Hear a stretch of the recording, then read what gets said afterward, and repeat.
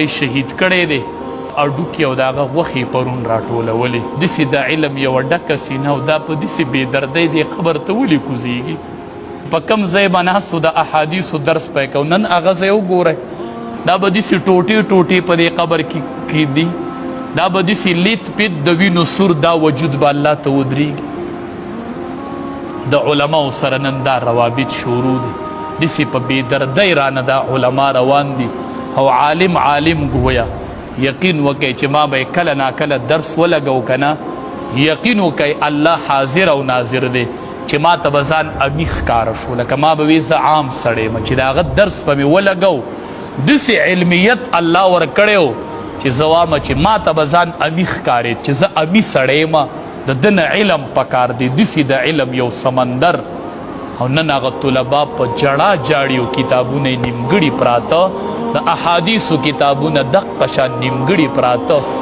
نن به د هغه بچي نه نن به د هغه بیبي نه او د بچي د طلبا چې دا د هغې پلار نه روحاني پلار یې نه پرون یې ورته د احادیثو درس کړی دی نن یې طلبا وجود په کپړه کې راغونډوي اندامونه یې راغونډوي دا به د سړي نه هیر شي دا به د دې شاګردانو نه هیر شي مونږ وایو الله زمونږ د علماو ستا نه علاوه بله اسره نشته دی نیم شتم الله بله اسره نم څه بله اسره ولیدله نم څه بله اسره په نظر راځي الله زمونږ صرف ستا ذات اسره ده او ورځ د محشر را روانه ده الله د دې سره به دا حساب کوي د دې نه به دا تپوس کوي رب العالمین چې د ده څه ګناه وه بچو ته یې د احادیثو درس ورکو دقه ګناه یې وه چې بچو ته یې احادیث لوستل احادیث ویل د ده ګناه وه یا الله ته د دې علماو انتقام والی او د زړه د ویښه زه خو درته سوال کوم سوال لا علی التعین که هر څوک یو د هر جماعت سره تعلقي خو د زړه د ویښه د علماو قدر کوئ د زړه د ویښه د علماو پسې پیزار ګرځوئ دې ته دا جولی خوروئ د دې دا لاسونه ښکلوئ دا ستوري دي ستوري ګورئ که دا ډیوې الله مړې کړلې بیا به ارمان وکړه ارمان نن کو مونږ زرها جړا وکړو د شیخ رحم الله حقانی رحمت الله علیه پشان د علم سمندر به مونږ کم ځای ګورو هغه به زه به نن